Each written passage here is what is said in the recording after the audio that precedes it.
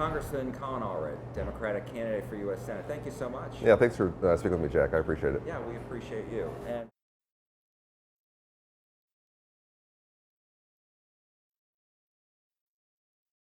Yeah. Well, our goal is just to introduce me to as many Texans as possible. I haven't had the pleasure and the honor of representing so many parts of our state. Obviously, folks here in DFW might know me, but there are folks all over the state who I'm now just having a chance to get in front of in every way we possibly can. And so our goal is just to do as well as we can. And obviously, the goal here is ultimately to be prepared to defeat Ted Cruz, and that's what we've kept our focus on the entire time.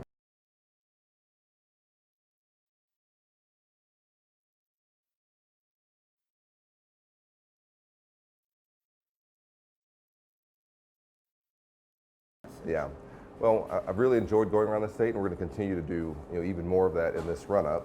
But also, I think we're trying to reach folks where they are, whether that's on their couches or on their phones or in their mailboxes or at their doors. That's how I've always run my campaigns. We've always tried to communicate in every way possible. So that's what we'll do here, and hopefully folks will respond. And I'm asking for folks to vote on March 5th and in early voting for the primary.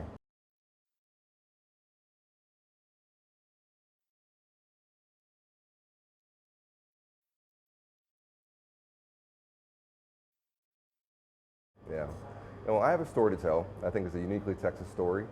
Being born and raised here in Dallas by a single mother, making it to Baylor, which is a big deal for my family, and making it to the NFL and becoming a civil rights lawyer, serving in the Obama administration, now serving our community and our state for the last nearly 6 years in Congress. And I want to tell that story, but also how I've served in a way that's brought folks together, that's shown that we don't have to have the most divisive version of politics, that we don't have to be hyper-partisan to still get things done and stand up for your values, and that I can win, that I've won in tough races before.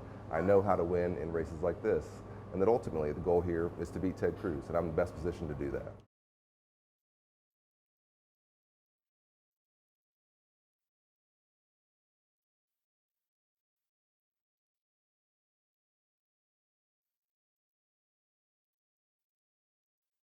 Yeah, yeah, and I have some primary opponents who've said that it's fake. But it's just how I'm wired. I think it's probably from being an athlete and from being a team captain. Most of my career at every sport that I played and every team that I was on, you have to find a way to bring folks together. Everybody goes to work every day with folks who they don't agree with, but they still have to find a way to work together. And when you're raised by a single mother the way I was, you don't really have time for theoretical arguments or theoretical ideas. They have to become law to help people. And for them to become law, generally speaking, you need to have broad support, including across the aisle. So it's both what I believe in, but it's also how I think you can be most effective. And I think that's also been shown in my results. The way I got a VA hospital here in North Texas, donated from Baylor Scott & White to the VA, now serving our veterans much better than before, was by working with the Trump administration and local Republicans, including the late Ron Wright. The way that we passed the CHIPS and Science Act or the infrastructure bill or so many of this legislation that's bringing jobs to our state was bipartisan. It is possible. You have to have folks willing to do it.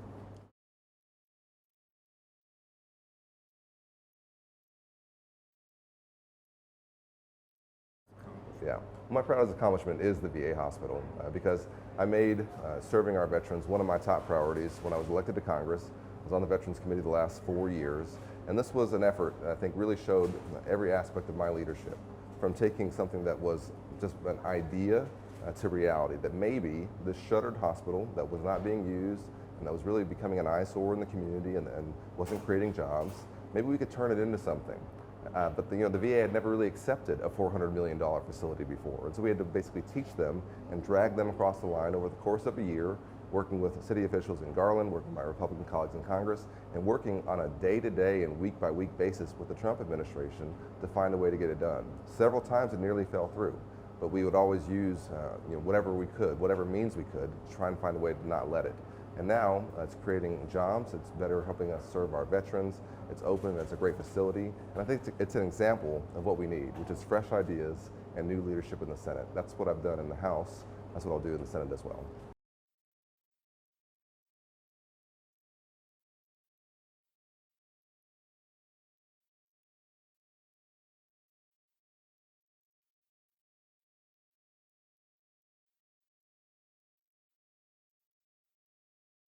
safety crisis. Why? Yeah. Well, to me, we have a crisis at the border, and this is a way for me to send a message that it's time for us to act. I don't agree with all the language in that resolution, but I'm in the minority and I don't get to dictate the language. But I also don't think the status quo is acceptable. I don't think what's happening at the border now is acceptable. And I think that most Texans understand that and believe that. But I also don't believe in the performative stuff that I see folks like Ted Cruz do, where you just go down to our border communities and you use them as a political backdrop to point out problems. What I want to do is solve the problem, and that's going to take bipartisan effort, because what we need is a comprehensive reform that, yes, secures our border and I think better deals with the asylum system, but that also better matches our immigration system to meet the needs of our economy and provides a pathway to citizenship for folks who are here who are undocumented, particularly for our dreamers who follow the law and can go through some steps. That's why I've co-sponsored and helped lead a bill called the Dignity Act. That's a bipartisan, comprehensive immigration reform that shows, I think, exactly a way forward that we may be able to follow. But given your criticism of the Biden administration's policy at the border, right? You're criticizing. I am criticizing it, and I think, listen, I've communicated this to the White House many times. I think they should be much more proactive, and that when you are being reactive, you're allowing things like what I think our governor is doing that are extreme. You're allowing the extremists to step in. But it's also, this is a federal responsibility. We have to act at the federal level. If Congress won't do it, then we have to have the administration do it. And so to me, this is a way of sending a message that that's exactly what we have to do.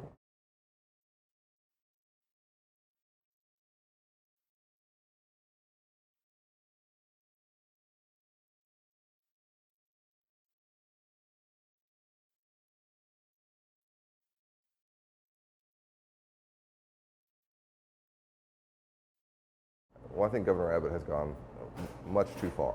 And I think that his tactics are inhumane often and brutal, putting traps in the river, using razor wire. This is not who we are.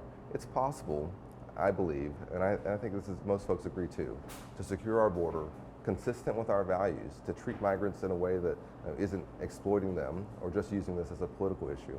I think that's what mostly I see Governor Abbott trying to do, is what I would call stunts. But this is a federal responsibility, and when the federal government doesn't act, and we haven't acted in Congress since the Reagan era, and when we do that, we create a vacuum, and folks step into it, sometimes doing it things that I disagree with, as I think Governor Abbott has done.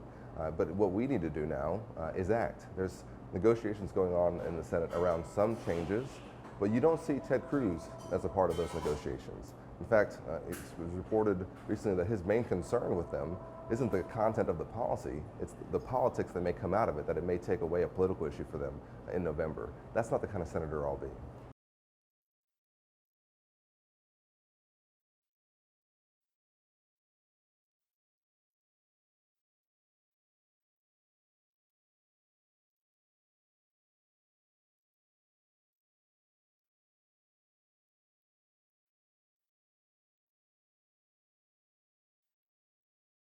Listen, the resolution is just one vote of hundreds that we take, but also, let's be clear, the status quo is unacceptable. We have to act, and that's what I'm trying to say. And I think that most Texans agree. Most Texans want us to respond to this. My family's from Brownsville. I grew up going to visit my grandmother there. My grandfather was a customs officer in Brownsville after serving in the Navy in the Pacific in World War II. These communities are real to me, but they bear the brunt of our inaction. When we don't act, it's not that the problem goes away, it just shows up more in their communities, and then increasingly, I think we're seeing in communities around the country. And I'm hearing complaints from colleagues of mine in Chicago and New York about these migrants, and I'm telling them, you're experiencing some of what our communities have been experiencing for quite some time. And so this is a time for us, when it's a crisis, is also an opportunity. A crisis is an opportunity to act. And so I don't agree with certainly Ted Cruz's approach, because I think his approach is to do nothing or to just build a wall, which honestly is not actual serious border security. No professional will tell you that that would secure the border. What we need is a multilateral effect, but also to deal better with asylum and to try and stabilize some of these countries where folks are coming from.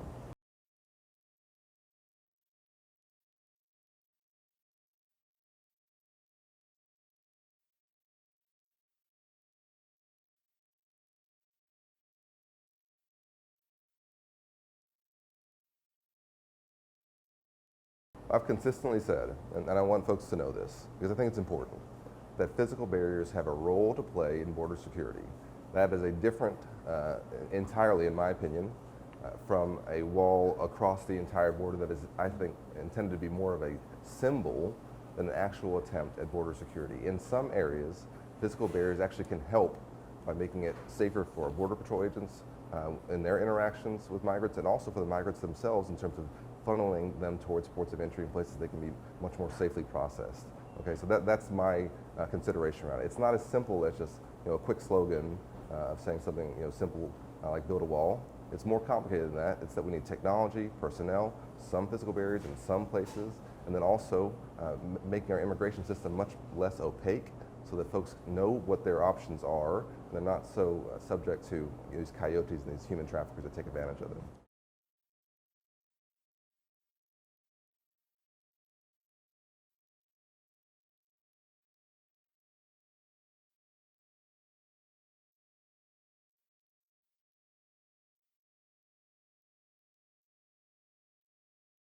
Well, I've always supported humanitarian pauses, and I've always supported humanitarian aid to the folks in Gaza, and I think that's important.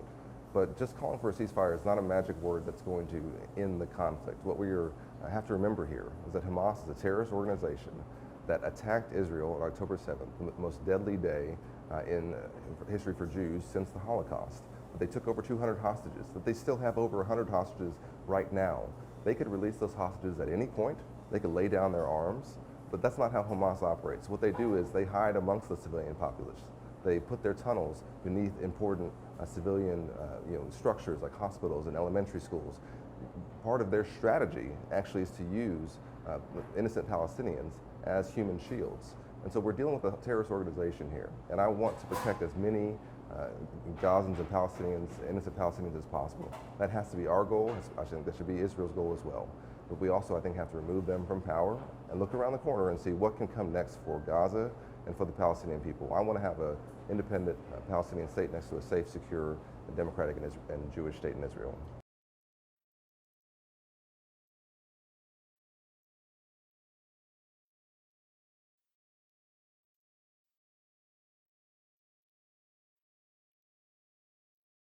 Well, listen, I'm on the Foreign Affairs Committee. I've visited the region many times. I've met with Netanyahu many times, with Abbas, the leader of the Palestinian Authority, with many of the figures who are involved in this. I actually understand this issue, and I think that it's clear that some folks don't. And to me, this is a military action. Israel was invaded, and they're responding with a military action. I want that action to be consistent with Israeli values and with our values, which means to protect civilian life. And I've had my frustrations, certainly, with the way some of that's been conducted. But we have to remember, this is a response that Hamas did this. They invaded Israel. They knew what the response would be. This is their tactic, is to try and use civilians as human shields to protect themselves so that they can stay in power. They have no interest in actually serving the Palestinian people that they're supposed to be representing. They're a terrorist organization bent on the destruction of Israel. We can't forget that.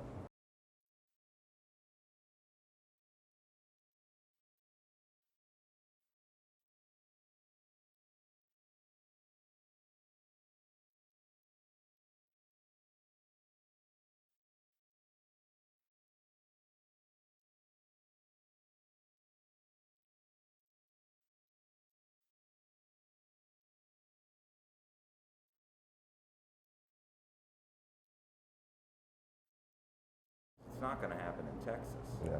Well, listen, we have to talk about the tragedy that's going on in Texas right now when it comes to women's reproductive health and access to an abortion.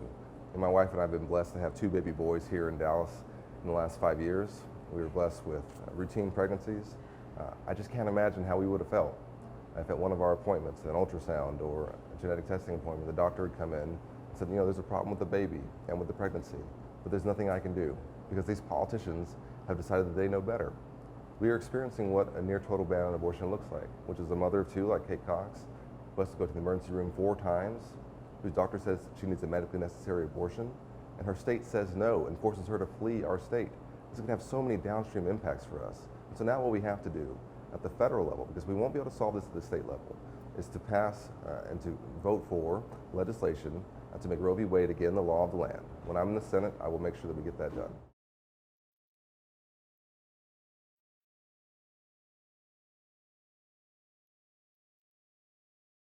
Yeah.